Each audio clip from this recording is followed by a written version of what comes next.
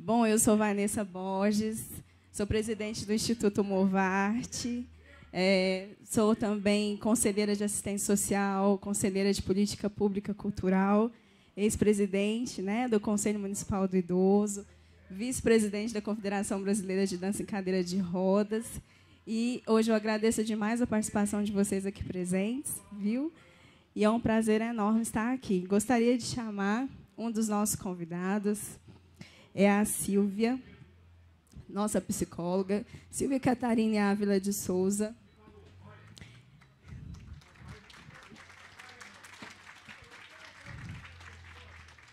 A Silvia, que é natural de Belo Horizonte, ela é psicóloga formada desde 2016 pelo Centro Universitário de UMA, é especialista em neurociências e aprendizagem e psicologia do trabalho, atua como psicóloga clínica, professora e orientadora de estágio do curso de Psicologia do Uniaraxá, atuou como psicóloga do projeto Movos, terceira edição do Instituto Movarte, Mais Saúde, onde realizou atendimentos clínicos e rodas de conversa psicossoeducativas sobre diversas temáticas com as pessoas idosas.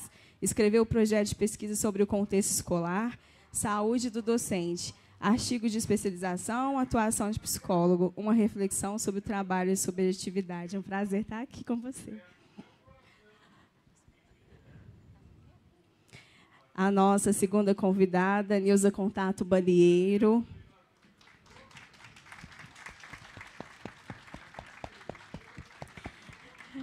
A Nilza cursou jornalismo na Faculdade São Tomé de Aquino, em Uberaba, servidora efetiva da Câmara Municipal de Araxá, com técnico legislativo do cargo de RH, pós-graduada em Gestão Pública e Gestão de Recursos Humanos. Esteve presente também no Centro Espírita Luz da Seara, Eurício Barçanufo, que é presidente, desde 2009 a 2015, né? Buscou parcerias também para a reforma do prédio e hoje está totalmente reformado, construiu e montou uma biblioteca que já possui hoje um bom acervo, responsabilizando-se também como coordenadora e professora de promoção humana infantil nas obras sociais Eurípides Barçanufo, que trabalha voluntariamente.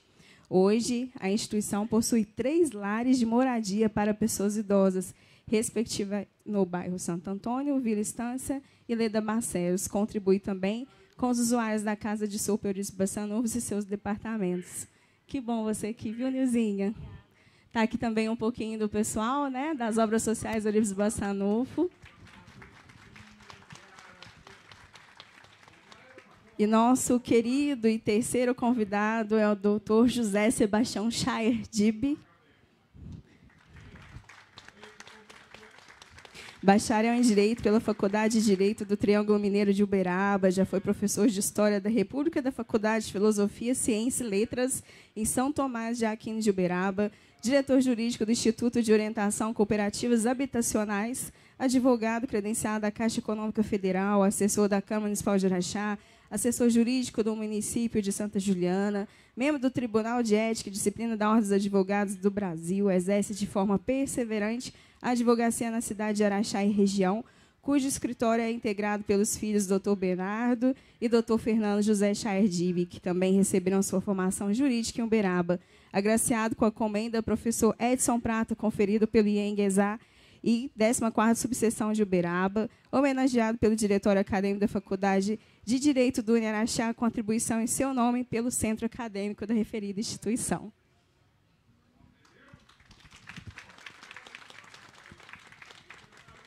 Gostaria que a gente começasse nosso bate-papo sobre etarismo, que ele não é só pessoas idosas, né? Atinge todas as classes sociais e também todas as faixas etárias. Para a OMS, ser velho é um indivíduo de 60 anos no Brasil, mas para países com mais desenvolvimento é de 60 a 65 anos. Hoje, também, a gente sofre preconceito com aparência, né? Nilza, Silvia, o tempo todo aí essa parte da estética, dos cremes, né? Condicionadores, perfume, todo direcionado para ter o cabelo mais liso, para conseguir aí aguentar a tinta mais tempo no cabelo, porque se você deixar um pouquinho aí os seus cabelos grisalhos, é sinal que você está envelhecendo, de desleixo, né?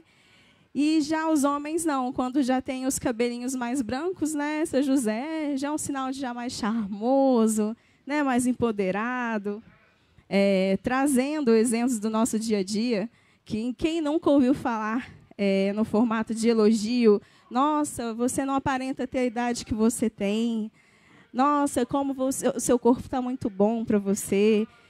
Nilza, você já ouviu algum desses elogios, esses pseudo-elogios no seu dia a dia e como você lidou com isso? Primeiro, boa tarde, né, a todos vocês. Muito obrigada por se fazerem presente aqui neste momento. Então, a vida da gente é surpreendente, né? Às vezes, a gente recebe elogios, mas você vê que lá no fundo, a intenção não é o elogio. Às vezes é para te desmerecer. E isso acontece. Principalmente porque, depois de uma certa idade, né? Vanessa está novinha, a Silvia, mas eu já falo que eu estou descendo a curva do urubu, que é depois dos 65, né, gente? Então, a gente está sujeito, sim, a ter esses elogios, entre aspas, que às vezes não são verdadeiros. Mas vou falar para vocês uma coisa. Eu tiro isso bem de letra na minha vida. Porque envelhecer, para mim, é uma coisa maravilhosa. É as oportunidades que eu tenho de estar melhor hoje do que eu fui ontem. De eu saber que, para mim, foi oportunizado ter mais conhecimento hoje do que eu tive ontem. Então, eu me apego nessas pequenas coisas, em estar melhor, em ser melhor e fazer o melhor. Então, esses tipos de elogios, eles não me atingem. E porque eu acho lindo envelhecer, eu acho lindo ter marcas de expressão, isso não me incomoda, isso me faz bem. E eu admiro muito a pessoa que envelhece tendo tudo isso na sua mente, no seu coração e nas suas atitudes. Eu acho que é por isso que eu amo trabalhar com pessoas idosas, porque é aprendizado sempre.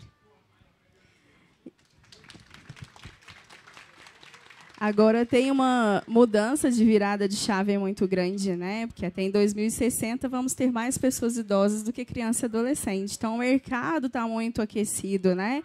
E está buscando essa representatividade. As pessoas idosas buscam essa representatividade. No final do ano passado, bem no final do ano passado, novembro, um senhor de 102 anos, ele realizou o sonho de publicar um livro escrito à mão e guardado por 3 décadas dentro da sua gaveta. A obra de ficção científica foi escrita por Antônio Rodrigues Gouveia Filho e publicada nas versões impressa e digital. Doutor José Sebastião, o senhor já sofreu etarismo? Etarismo, na acepção do termo, qual seja o preconceito ou então uma afronta, uma atitude mais hostil por parte de outra pessoa, nunca. Mas sempre de forma jocosa, brincalhona, alguém se refere a gente.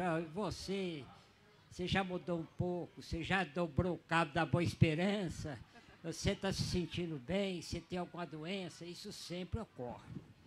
Mas, assim, o etarismo, na acepção do termo, eu nunca sofri, sabe? Mas essas brincadeiras, eu já sempre passo por isso, geralmente na turma que eu frequento, entendeu? Da turma que eu frequento, mas nunca assim de forma hostil.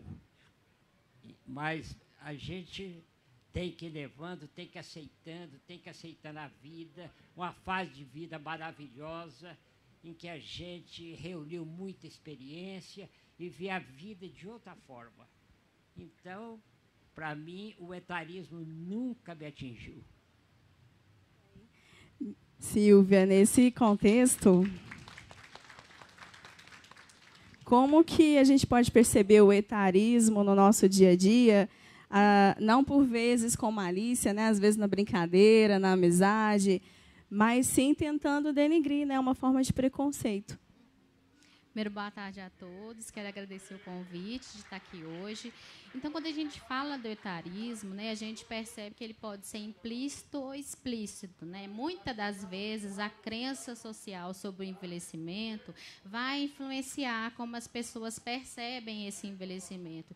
E aí a gente não consegue identificar que a gente, muitas vezes, está ofendendo aquele idoso, né? Então, tem o etarismo direto, onde eu tenho a intenção realmente de ofender, e tem também quando a gente não tem tanta consciência, por isso que é importante debater, né?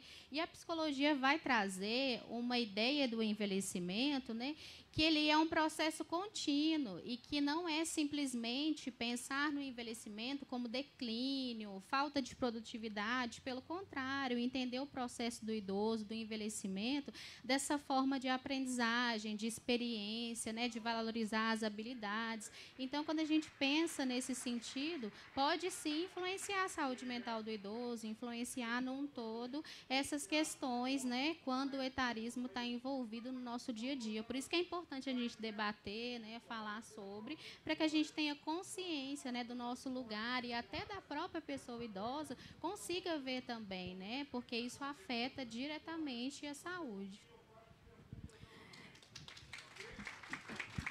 Quando existem essas trocas de governo, né, vem à tona a reforma da Previdência. E para muitos jovens pensam que isso é um martírio, né, que está sustentando as pessoas mais idosas que já estão aí aposentadas.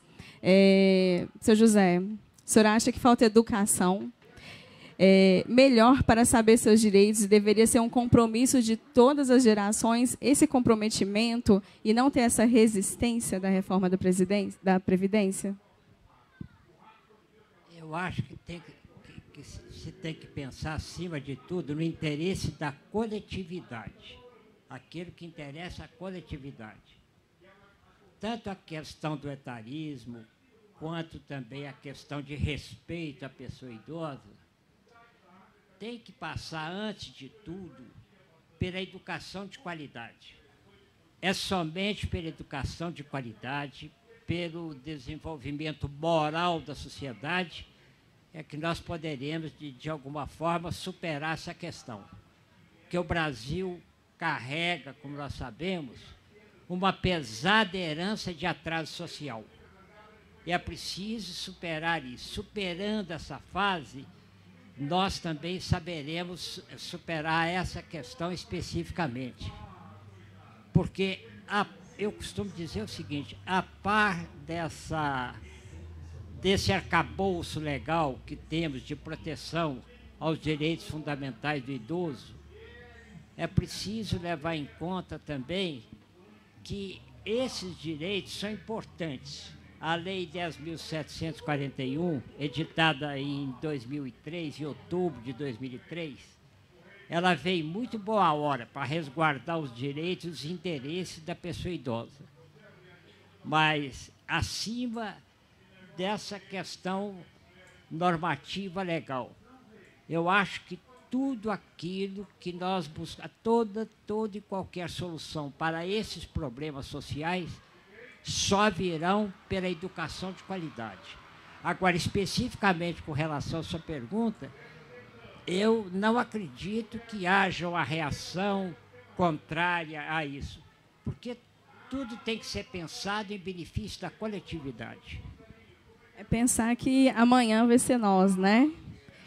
E, sim, Nilza, como é envelhecer com qualidade? Porque eu não quero ter a vida toda um corpo de uma menina de 15 anos. Eu quero chegar nos 60 anos com saúde. E para vocês verem, olha como que é a Nilza. É salto alto, viu, gente? Todos os dias ela trabalha assim. Quem conhece ela sabe.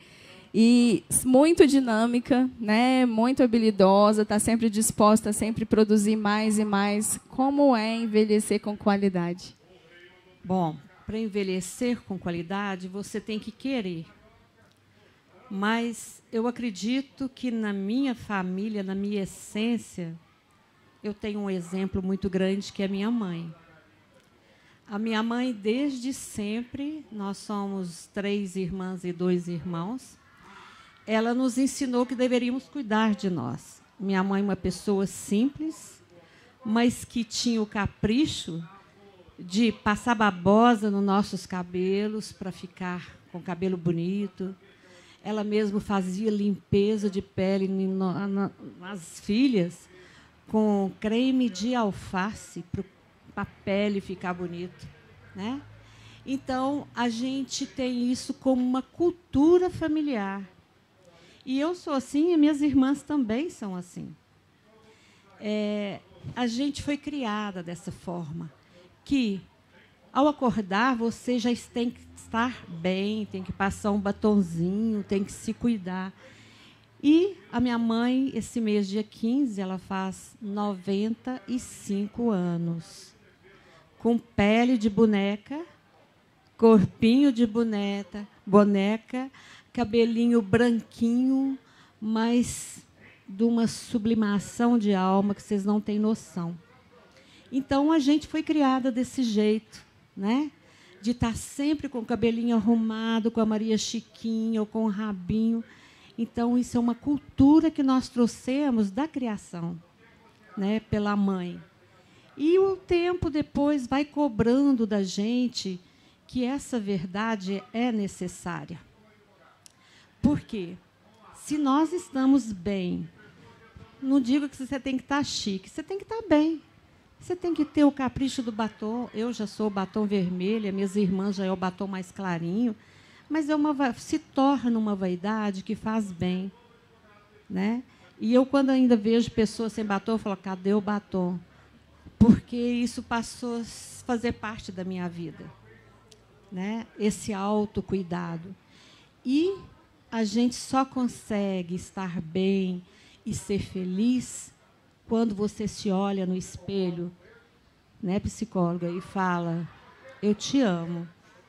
Eu te amo pela ruga dos olhos, pelo bigode chinês, pelas expressões, pelo cabelo branco. Eu te amo por tudo isso. E isso é que faz com que a gente se envelheça bem. E a cabeça determina, quando você pensa e é dessa forma, que você tem um desafio de envelhecer bem, de ser parâmetro para as outras pessoas. Muito bem. A atriz Isis Valverde, no final do mês passado, ela postou um vídeo, né, explicando que sua mãe ela sofreu etarismo. Ela já tem 57 anos, que engatou um namoro com um moço de 33 anos. Essa diferença de idade, né, a gente vê muito esse preconceito falar mais com a mulher, né, quando a mulher é mais velha do que o homem. Mas o homem, ao contrário, a gente não vê muito isso, né, Silvia? Por quê? Então, a gente percebe, né, nesse processo de envelhecimento, a Nilza traz a experiência pessoal dela, e é interessante a gente pensar nisso, mas a gente entende também que, nesse processo, é mais cobrada da mulher, né? Então, assim, o homem de cabelo branco, ele realmente é charmoso, a mulher não. Então, assim, atualmente, a gente vê que tem outras referências hoje sobre o envelhecimento. Mas, quando a gente pensa sobre o envelhecimento, vem muito essa questão de que a mulher tem que ser sempre jovial, sempre bela, e isso acaba se tornando uma crença social. E se a gente acredita 100% nisso, isso influencia, né, na nossa forma de nos ver. Então, é exigido, sim, mais da mulher nesse contexto, mas entrando bem na fala da Nilza, a gente tem que buscar esse autoconhecimento, esse amor próprio, que faz com que a gente se conheça, entenda nosso processo de envelhecimento, o que a gente está vivenciando ali, o que a gente pode aproveitar desse momento, para que aí, sim, a gente tenha mais segurança e não fique refém, né, desse mercado, justamente dessas crenças sociais que influenciam na nossa vida. José, o senhor que é um decano e baluarte da advocacia araxaense, atribuiu aí o nome, né, do diretório acadêmico lá do Araxá. O caso das 3 garotas universitárias que humilharam, né, uma colega de 40 anos, você acha que mostra houve um achatamento do que é entendido como juventude? Você acha que nas universidades agora pede mais 22, 23 anos, aí a partir dos 30 anos já começa até esse tipo de preconceito? Não, acho que nós não podemos, de forma nenhuma, generalizar. Acredito que esse fato foi um fato isolado e decorre muito, e ele deriva, ele vem de uma falta de formação até familiar, porque a pessoa, no âmbito da família, bem criada, criada com princípios morais, sabendo se orientar na sociedade, ela se conduz bem em qualquer situação. Então, eu não acredito que isso daí represente, assim, uma forma da juventude de hoje se manifestar. Eu não acredito nisso. Acho que é um fato isolado. Entendeu? Que deve ser, até mesmo não precisa nem mesmo levar a esse espetáculo que se faz desses fatos. Eu acho que há fatos que repercutem muito sem necessidade. Entendeu? Eu acho que hoje, muitas vezes, eles não dão a notícia, eles fazem o espetáculo da notícia. Isso daí eu acho reprovável. Agora, esse fato realmente pode configurar um etarismo, porque não deixa de ser um preconceito. Mas eu tenho isso como um fato isolado. Mas o que leva alguém a perpetuar um preconceito do qual, Nilza, possivelmente amanhã ele vai ser vítima? Eu até pedi uma falinha nisso, gente, porque eu tenho 3 filhos, né? Sou casada. E a minha vontade na minha vida, quando mais nova, com filhos ainda estudando, é que eles fizessem uma faculdade.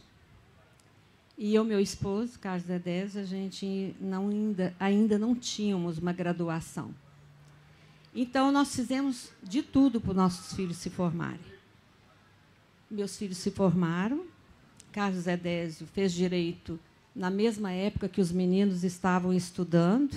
Falo menino, mas o meu mais velho tem 41 anos. E o mais novo hoje tem 39.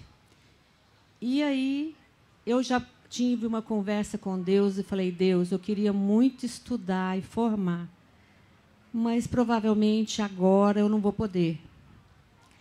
E a gente, eu tenho uma confiança muito na gestão de Deus na minha vida. E assim eu fui fazendo as coisas, aconteciam algumas coisas que eu falava, o que eu estou fazendo aqui, sendo que eu nunca pensei em estar aqui. E um dia alguém chegou para mim e falou, olha, você sabe tudo do serviço social. A prática, eu já tinha 40 e poucos. Meus filhos já estavam formados, meu marido já estava formado, e eu não estava. Nem pensava. E aí, uma pessoa, um amigo chegou e falou, por que você não faz alguma coisa? Eu falei, mas estou muito velha. Eu com etarismo sobre mim mesma. Eu falei, mas eu estou muito velha. Ele falou, que é isso? O que você sabe na prática, você só precisa ter o diploma. E eu falei, vou fazer. E fui, né? Fiz vestibular de serviço social, já com 40 e poucos anos, 45 anos. Passei e fiz serviço social. E, por incrível, eu era a mais velha da turma, mas nunca me faltaram com respeito, muito pelo contrário, né? Porque eu já tinha toda a prática, eu só precisava do diploma. E eu saí da faculdade, uma coisa incrível aconteceu, que já me convidaram para ser tutora, né, de uma faculdade que é AD, né? E que nunca tinha acontecido, porque só podia com pessoas pós-graduadas e com especialização. E eu não tinha especialização, eu só tinha uma graduação e tinha acabado. E aí eu ainda fui para a faculdade e fui gestora de turmas de serviço social por 2 anos e meio. Então, eu falo para vocês, As oportunidades que vêm na nossa vida, Vanessa, independente da nossa idade ou das críticas que são faladas para nós, né? Porque eu também me achava uma pessoa já meio velha lá para entrar numa faculdade. E fiz serviço social, passei com excelente em praticamente todas as matérias. Por isso a faculdade me convidou para ser tutora. E eu vejo que passou. Foi tão suave passar esses 4 anos. Então, o que eu penso? Eu concordo muito com o senhor quando fala que jovens, grupos que talvez não vê ou veem a experiência que uma pessoa de mais idade tem, se sentem ciumados, se sentem incapazes, e talvez a melhor forma é a crítica, né? Agora, não deixem que essas críticas atinjam vocês ou cada um de nós, porque quando isso acontece é porque nós estamos incomodando, e quando a gente incomoda é porque a gente é melhor. Então, não se preocupem com isso.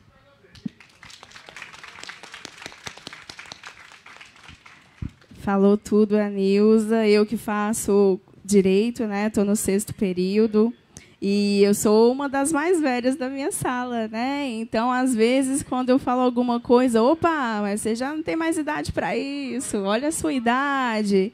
Eu levo na esportiva, mas é uma forma de etarismo, né?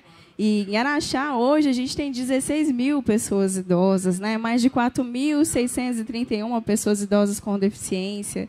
E o mercado está muito aquecido, né, para estar convidando essas pessoas idosas, né? E a gente vê que, além das pessoas idosas, as pessoas com deficiência, né, a faixa aí 30, 40 anos, falta ainda um pouco desse relacionamento mais estreito, nessa construção de intergeracionalidade, né, dentro das empresas, fora das empresas, na mobilidade urbana. O que você acha que a gente pode fazer, Silvia, nesse contexto de relação? Então, quando a gente fala sobre o mercado de trabalho, né, a gente percebe, até nos processos seletivos, no RH em si, que o fator da idade é um fator que pesa. Muitas das vezes, né, o etarismo está presente até nessa contratação.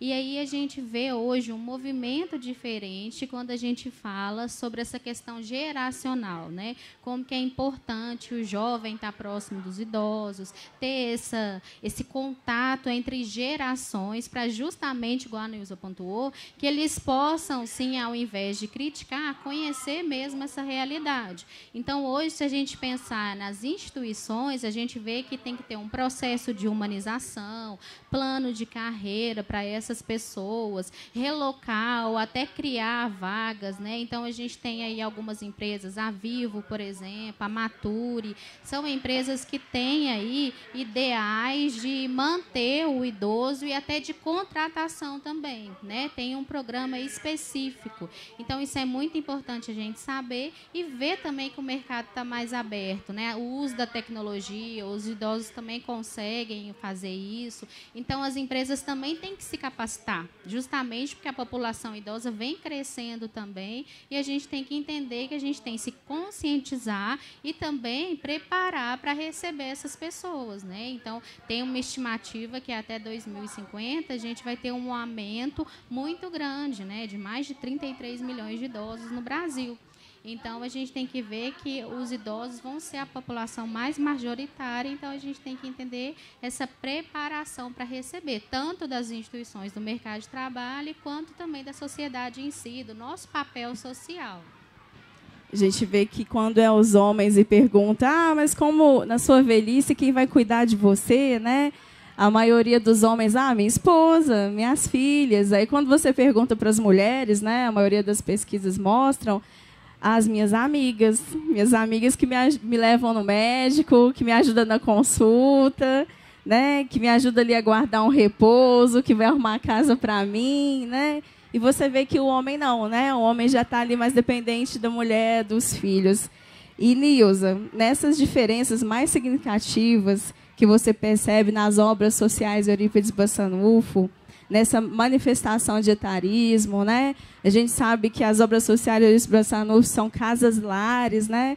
São idosos aí que não moram mais sozinhos, moram em conjunto, até muito mais feliz, né? Mas sofreram também etarismo, como é eles hoje, né? E a alegria deles estarem hoje com vocês. Eles, não diferente das outras pessoas, né? Sofre de várias formas. Sofre por não ter uma família, que nós temos alguns que não têm vínculo nenhum com a família. Sofrem a solidão, né, dessa tristeza. Sofrem o preconceito de, às vezes, não ter uma renda fixa. Aí nós buscamos essa renda fixa para eles, porque, querendo ou não, nós sobrevivemos e dependemos, né, do dinheiro para a nossa sobrevivência. E, principalmente, os homens. Hoje nós temos nos lares 9 mulheres e 19 homens, 17 homens. O homem é mais solitário. O homem ele tem mais tristezas. Ele é mais ranzinzo, né, gente? Ele, às vezes, tem uma solidão que você, às vezes, não consegue chegar nessa solidão deles. E, com isso, eles sofrem mais preconceito, porque é o ranzinza, é o nervoso, é aquele que responde mais. As mulheres são mais meigas, mais tranquilas, né? Procuram uma cuidar da outra, ou uma cuidar de 2 idosos, que ela, ele está tristezinho, deve estar acontecendo alguma coisa. Então, o homem traz essa bagagem de solidão, de mais tristezas. Aconteceu um fato, né, que lá, eu não acho que quase ninguém aqui conhece, é um projeto diferenciado. Em Minas Gerais, quase não tem eu acho que não tem um projeto que nem o nosso. São moradias. Em cada lar vou exemplificar tem 9 casinhas, quarto, suíte, uma cozinha e como é que fala? Onde que lava roupa lá? Esqueci o nome. Uma lavanderia. Por quê? Eles têm uma cozinha comunitária que é onde é feita a alimentação para eles, porque é importante ter uma alimentação de qualidade, né? E eles moram ali. E a casa, enquanto eles estão lá, é dele. A gente tem um contrato legalizado que nós estamos cedendo para aquele idoso a moradia. Então, ele mora ali. E, esses dias, nós tivemos uma visita lá. A maior felicidade deles é mostrar a casa onde eles moram. Há um tempo atrás, nós tivemos uma indicação para um morador, que ele era morador de rua e dormia no posto comboio. E nós temos uma equipe que faz essa visita quando temos vagas e quando é solicitado. E essa equipe foi e viu que o Sr. Geraldo realmente precisava de uma moradia. E o Sr. Geraldo foi morar com a gente, né? Feliz, mas não tinha uma troca de roupa sequer. Aí nós arrumamos tudo para ele. Mas um homem calado, triste. Eu falei, Sr. Geraldo, o senhor quer que eu localize a família do senhor? Ele falou, dona Nilzinha, não quero, porque se a senhora tentar, eu vou embora daqui. Para um ser humano ter uma atitude dessa, de negar a sua essência, que é a sua família, vocês pensam que tipo de violações ele teve para negar a própria família? E o Sr. Geraldo, nós insistimos, ele não quis, e o Sr. Geraldo não tinha nenhum tipo de renda. Ele estava com 63 anos nessa época. Nós tentamos o benefício, não conseguimos. Aí, e ele, assim, muito envergonhado por não ter uma renda, por não ter um dinheiro. Ele gostava de um cigarrinho, mas não tinha dinheiro para o cigarrinho. Aí tinha uma voluntária que dava o dinheiro para o cigarrinho. Isso tudo são preconceitos que a pessoa vem passando. E isso marca essa pessoa. Ele fez 65 anos, aí nós falamos, agora nós vamos buscar para o senhor o benefício. E conseguimos. E ele não acreditava. Aí, o dia que me chamaram, que conseguiu o benefício para ele, eu fui lá e falei, Sr. Geraldo, o senhor conseguiu. A partir do mês que vem, o senhor vai receber um benefício. Ele falava, não acredito. E nós reunimos todos os idosos daquele lar, batemos palma, e ele ficou muito feliz. Isso foi numa terça-feira. Na quinta-feira, me liga, dona Nilzinha, corre aqui, o Sr. Geraldo está morto, está caído aqui no chão. Então, a gente tem que trabalhar as particularidades de cada pessoa.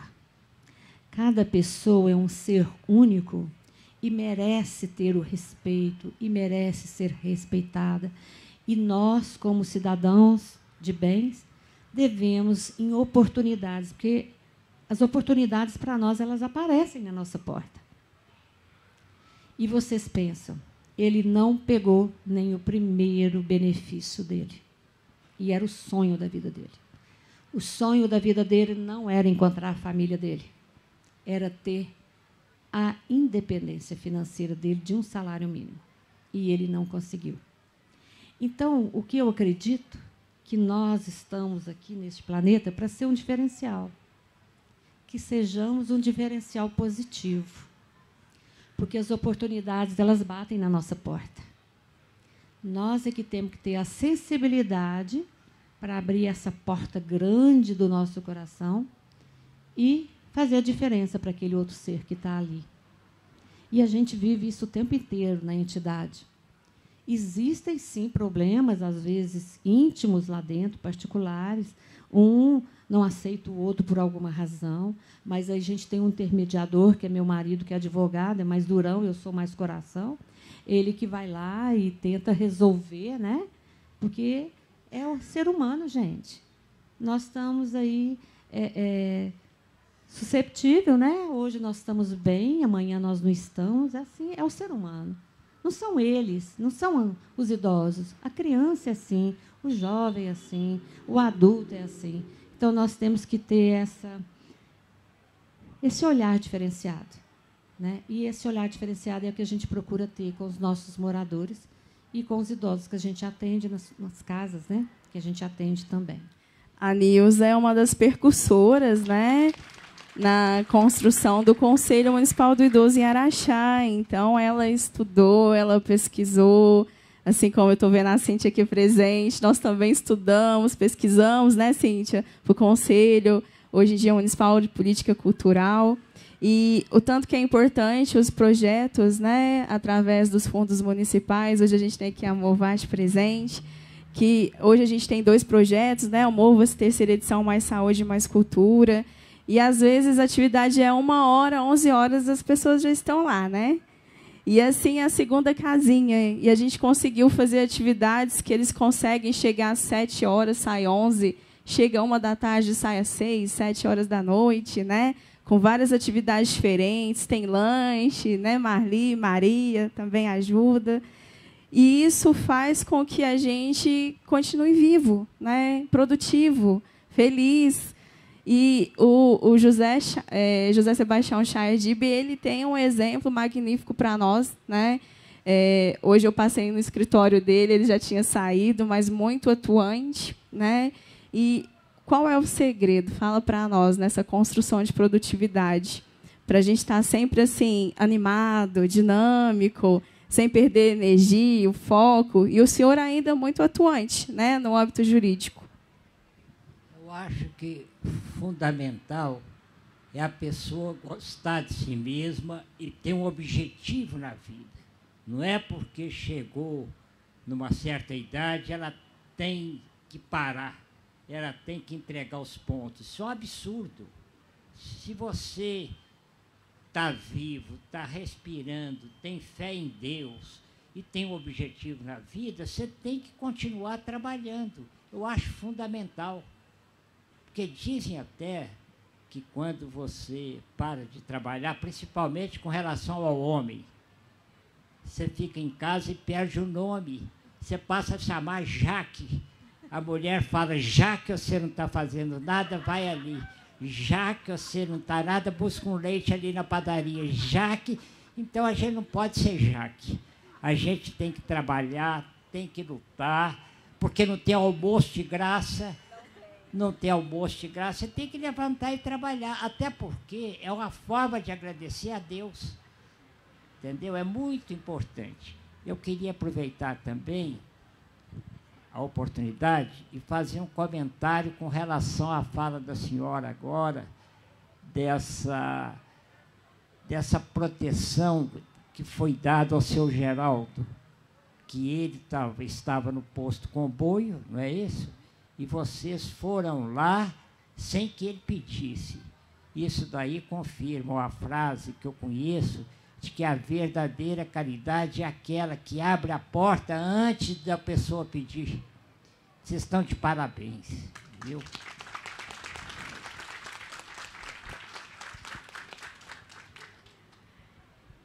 E é muito importante, né, esse olhar inclusivo, porque a Nilza, ela, por mais que ela esteja bem, está tudo bem, a instituição dela está bem, está com altos projetos, ela olha para o lado, vê uma instituição que precisa, ela ajuda a instituição a credenciar, ela faz projetos, ela faz programas, tudo voluntário. Então, isso só estende a obra dela, sabe, seu José? Estende o caráter dela, o compromisso dela, e assim também o Carlos Balieiro, né? Que é exímios. Eles são pessoas realmente muito especiais na nossa cidade. E também a Silvia. A Silvia, que veio do ambiente acadêmico, né? E ela ingressou lá no Instituto Movarte, trabalhando com as pessoas idosas. E ela pôde compartilhar várias vivências, né? Vários anseios, desejos, frustrações. E, nesse intuito, você conseguiu adquirir assim, várias possibilidades, né, de melhora significativa na qualidade de vida deles. E qual foi o maior trabalho que você conseguiu desenvolver, que eles conseguiram dar essa continuidade em seus lares? Eu acho assim, que no atendimento clínico, né, do psicólogo, a gente tem a experiência e assim, o respeito ali pelo idoso, e a gente percebe que muitas das vezes não é só a questão do luto, da aposentadoria, que é uma demanda do idoso, né, quando ele vai em busca da psicoterapia, mas também alguma coisa que ele não conseguiu resolver, alguma questão emocional, porque o idoso ele não está tão preocupado com as questões de relação. Ele quer, sim, manter os vínculos que já existem, ele tem uma seletividade emocional, né? Então, com isso, nos atendimentos clínicos, eu tive vários feedbacks, quer dizer, retorno das pessoas em ganhos, de saber lidar pelas próprias habilidades que a pessoa já tem, ela consegue melhorar a convivência com o outro, alguma questão emocional que está afligindo ela, e nas rodas de conversa também, né? Vendo algumas de vocês aqui, eu já consigo lembrar dos momentos que a gente teve, compartilhou, que eu aprendi muito, a gente pôde trocar. Então, com isso, eu acredito que a gente consegue trabalhar tanto nas atividades o aspecto físico e o emocional também, quando a gente está nessa roda e traz temáticas importantes, né, sobre o envelhecimento, a autoestima, o lugar da mulher. Então, tudo isso foi discutido nessas rodas e é muito importante, né, traz um sentido de amparo, de confiança também para continuar seguindo, né, o rumo, assim, o sentido da vida para cada um. Nessas obras literárias, a gente vai falar, não tem nenhum juiz de direito, promotor, que não tenha ouvido falar, estudado, ou algum livro do Dr. Ronaldo Cunha Campos, que o José Sebastião Dibe foi coautor, né? Hoje, conversando com seu filho, e ele ressaltou que, certamente, hoje em dia, ele poderia estar até no STJ, né? E a sua coautoria, ela debruçou no seu convívio que o senhor teve com ele, né? Um convívio muito especial. Como que foi fazer essa obra, essa coautoria, e relatar a sua convivência com ele, esse renomado, né, doutor? Eu tive a oportunidade ímpar de conviver com o Dr. Ronaldo Benedito Cunha Campos, jurista de escola, professor da Faculdade de Uberaba, da Faculdade de Uberlândia. Depois ele foi, além de advogado renomado, ele chegou a ser juiz do antigo Tribunal de Alçada de Minas Gerais. Era um homem que estudava muito, estudava noite e dia, vivia para o direito. E eu tive a felicidade ímpar de ficar ao lado dele, porque ao lado de pessoas boas a gente só tem que aprender, que assimilar coisas boas. Então tive essa oportunidade e quando do falecimento dele, o pessoal de Uberaba resolveu fazer uma obra em homenagem a ele. Essa obra tem o nome de Tendências do Moderno Direito Processual, que foi editada pela editora Fórum em 2008, e eu tive a feliz oportunidade de participar dessa obra. Então, para mim foi muito bom e foi uma homenagem também àquela pessoa que muito me ensinou. E foi uma obra que serviu, que precedeu essa edição do novo Código de Processo Civil, editado em 2015, e que, de alguma forma, trouxe assim, muita simplificação desse excessivo formalismo processual que a gente conhece. Então, de alguma forma, até mesmo como exemplo, essa audiência de conciliação foi uma proposta minha que foi muito bem acolhida e depois se tornou realidade. Que eu entendo o seguinte: com uma justiça amorosa, em que há 100 milhões de processos e ainda bastante formal, seria necessário que medidas processuais fossem adotadas no sentido de simplificar. E veio com o novo código essa audiência de conciliação, porque eu acho que o juiz, com as partes antes da instrução do processo, ele tem como resolver muito e simplificar a situação do judiciário brasileiro, o que é muito importante. Viu? Maravilha. Vamos esperar as suas obras agora, as suas autorias.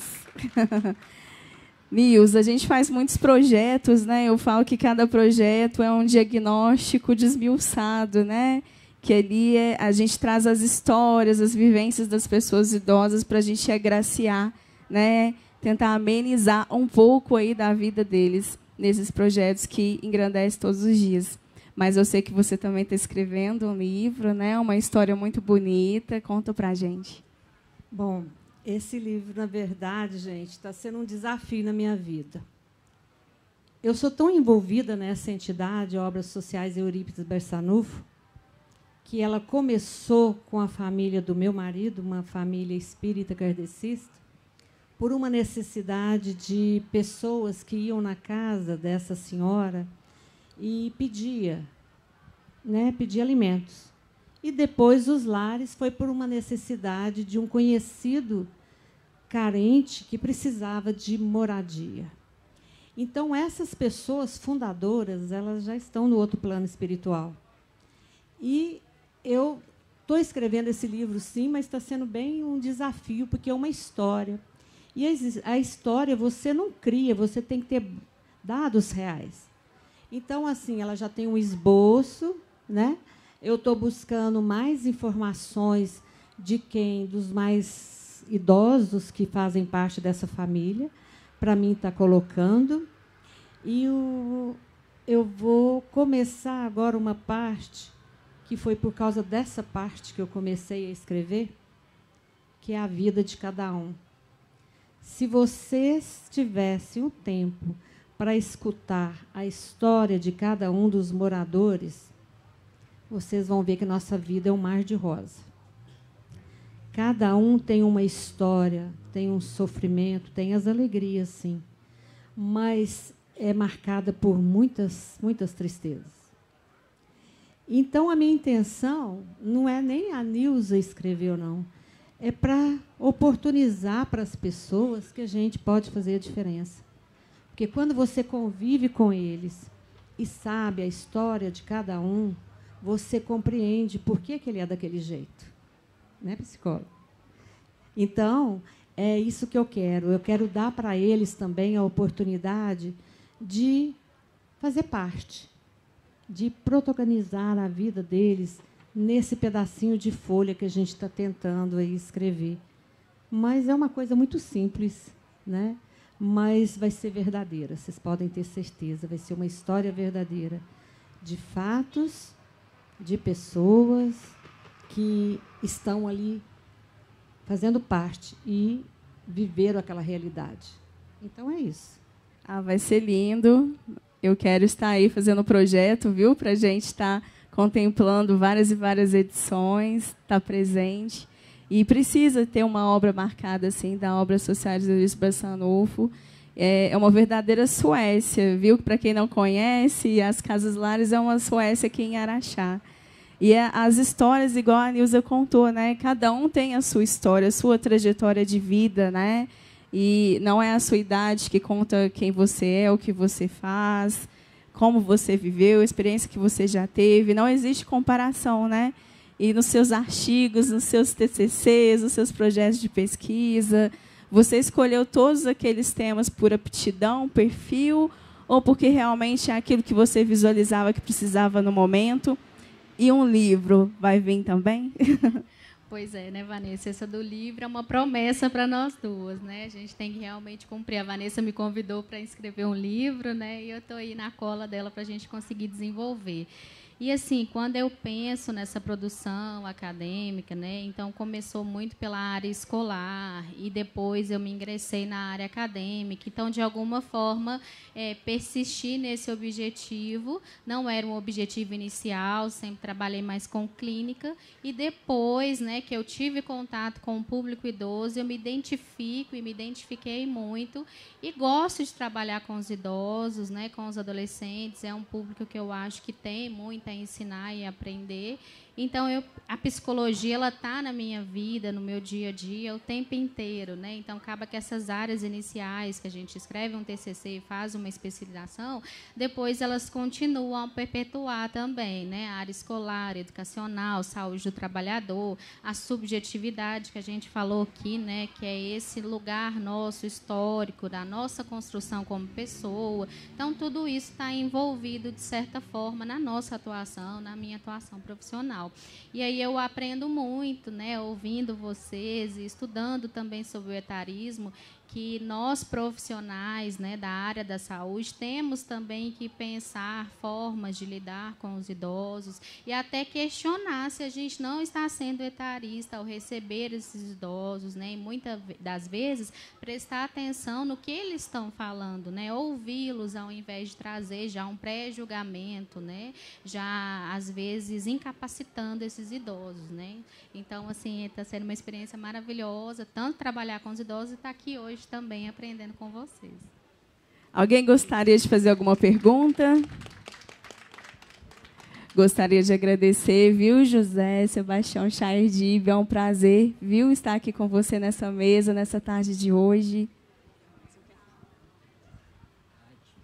Ganhei muito nessa oportunidade de estar com todos vocês, agradeço muito, agradeço o convite que me foi feito. E estou sempre à disposição de vocês, porque falar em crescimento moral, em crescimento da sociedade é muito importante. É o que nós estamos precisando para superar essa herança que nós temos, entendeu? Que essa é a herança social que exige de nós uma superação, porque ela continua ainda, de certa forma, a entravar o nosso crescimento. É fundamental isso. Muito obrigado pela oportunidade que você me deu. Nós que agradecemos. Nilza Contato Balieiro, muito obrigada pela sua presença, sua disponibilidade, viu? Bom, eu é que agradeço essa oportunidade, né? E, assim, abro o meu coração e as portas das obras Eurípides Barçanufo, para quem quiser conhecer, vão ser muito bem-vindos, porque a gente só valoriza aquilo que a gente conhece, viu? Então, fico muito feliz com essa oportunidade. Muito obrigada. E Silvia, muito obrigada, viu, pela sua participação, pela sua parceria de sempre, pelo seu voluntariado, sempre pronta, né? Está sempre em prontidão para todos nós, para fazer esse acolhimento. E vamos escrever um livro. Vamos sim. Eu que agradeço, Vanessa, a oportunidade. Para mim é muito prazeroso, importante falar desse tema. Então, te agradeço demais. Agradeço a todos pela participação também. Obrigada a todos. Uma boa tarde. Em nome do FLI Araxá, a gente agradece demais a presença de vocês, tá?